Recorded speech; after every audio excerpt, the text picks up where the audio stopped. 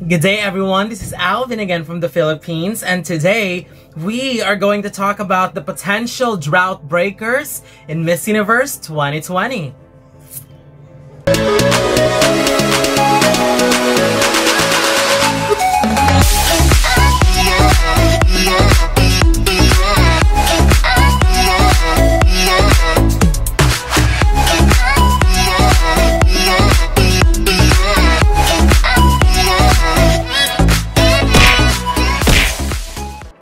Today, as what I have said earlier in the intro, we will be talking about the ladies who could potentially break the long drought of their country. And I will be talking only about 11 ladies.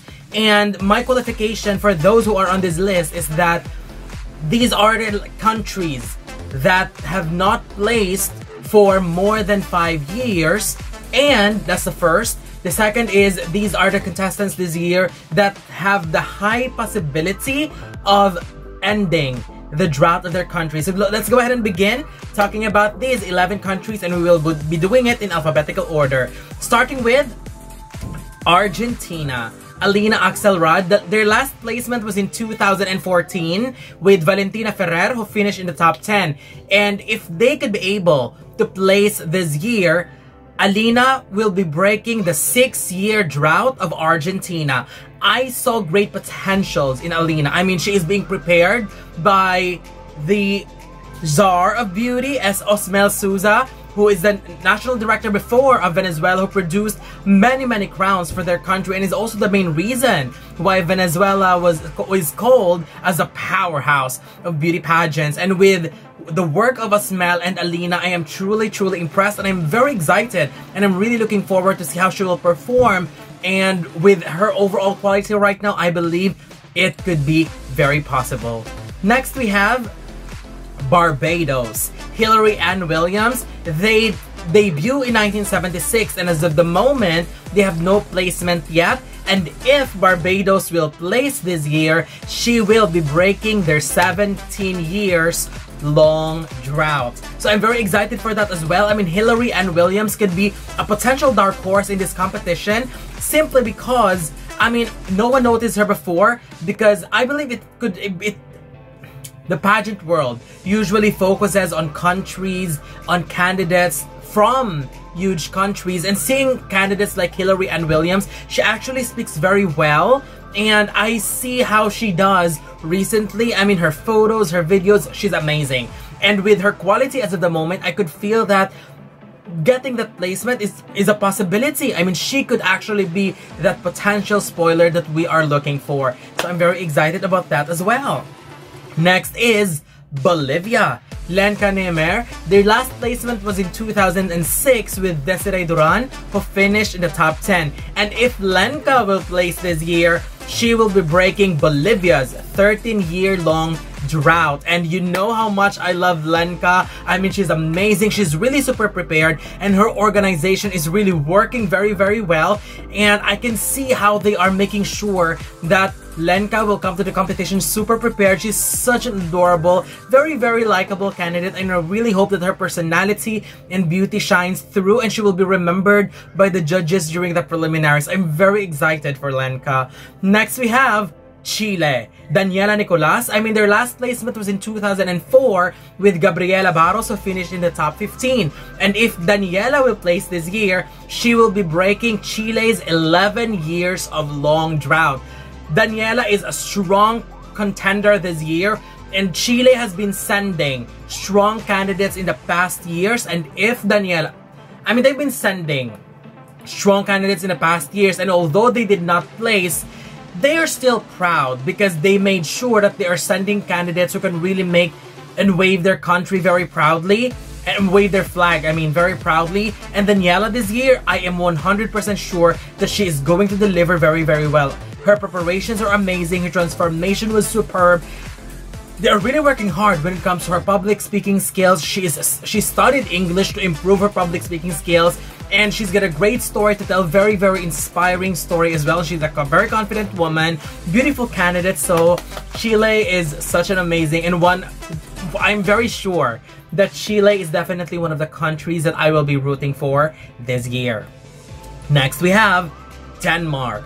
Amanda Petri. Their last placement was in 2007 with Zaklina Soich, who finished in the top 15. And if Denmark will place this year, she will be breaking Denmark's nine years of long drought. I mean, Amanda Petri this year is someone to look forward to. And if the regional I'm afraid if there will be no regional selection, because there's a lot of strong candidates, but if there is regional selection, her possibility of placing could increase by many folds. I mean, she's one of the strongest speakers this year. If you have been following her on her Instagram account and social media, she's been posting videos where she's answering questions. I mean, they were good, and she's very confident, beautiful, and we have seen photos of her that because she's already in the United States, and those are beautiful photos. So watch out for her. She could be one of the surprises. Next we have El Salvador. Vanessa Velasquez. Their last placement was in 1996 with Milena Mayorga, who finished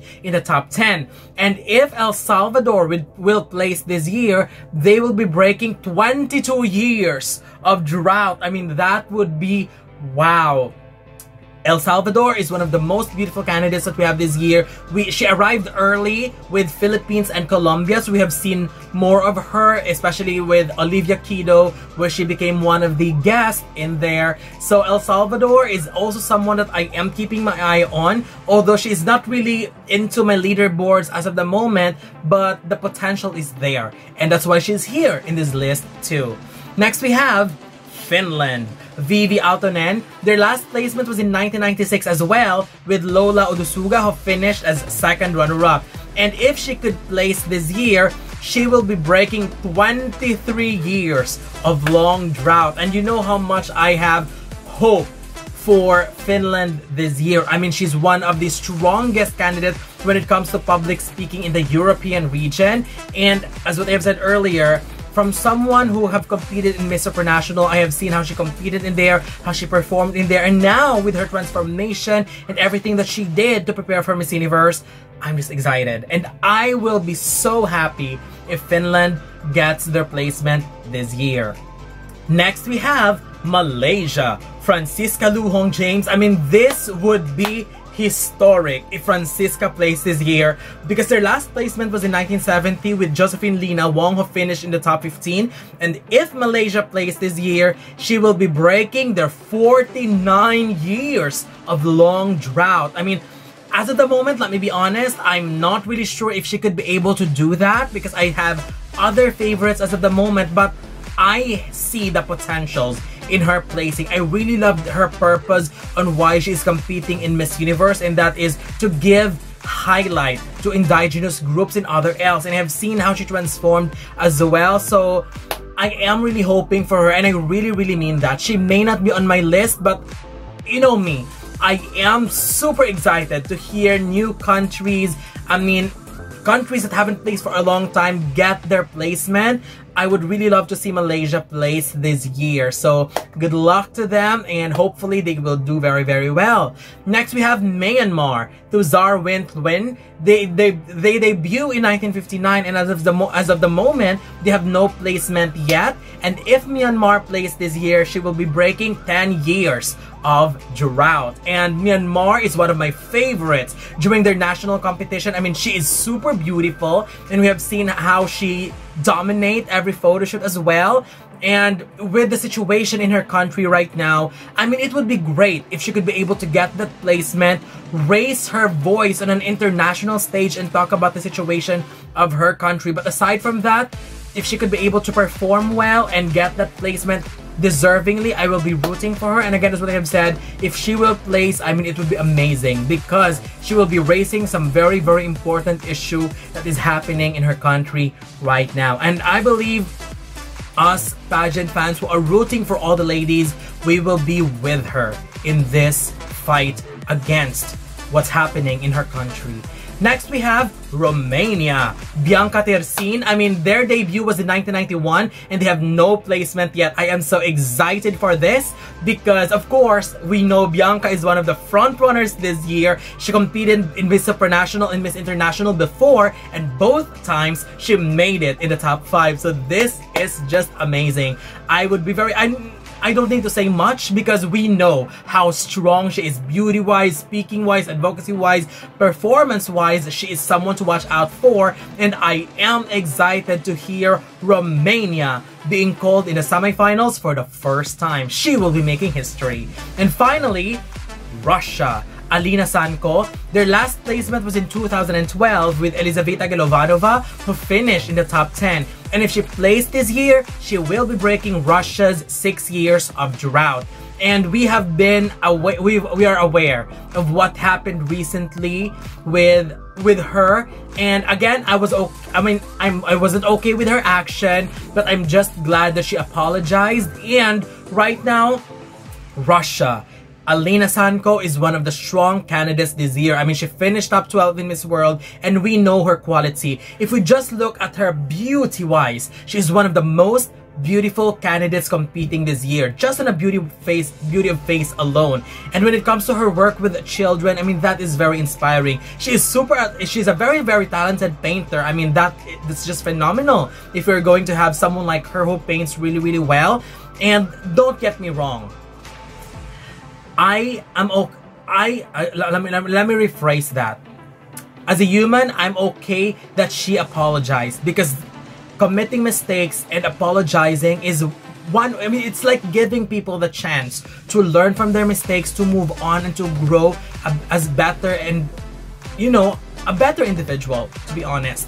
And I know, as for pageants in Miss Universe, I have a feeling, I would love to see Russia get a placement this year, although I have a feeling that it could affect, but I'm not sure how much it would affect.